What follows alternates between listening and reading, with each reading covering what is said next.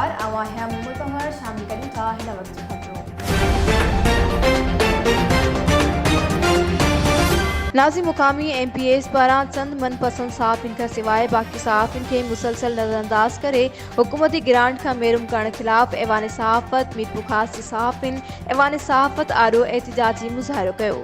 Sindh online TV जी reporter Ghaffar M जी report मूजिब प्रेस कॉन्फ्रेंस कंदे वारिस खासकेली मुख्तियार किरियो असद अली चड्डड़ फजल शर हाशिम शरफलक शेर गफ़ारिन ज़िशान शेख शहजाद साबरी महबूब आलम शाहिद आफरीदी ऐं ॿियनि चयो त गुज़िरियल 3 सालनि खां मीरपुर ख़ास जे मुक़ामी MPAs पारां ज़ाती अनापरस्तीअ जे करे मीरपुर ख़ास जे सहाफ़िन खे विरहाइण ऐं खेनि विढ़ाइण में का बि कसर नाहे छॾी। चंद सहाफ़िन खे सियासी रिश्वत ॾेई पंहिंजा ज़ाती जियाला ठाहे वेठा आहिनि। सहाफ़िन वज़ीर आला सिंध ऐं PP चेयरमैन बिलावल भुट्टो ज़रदारी खे अपील कंदे हुकूमती ग्रांट ॾियण जो मुतालबो कयो आहे।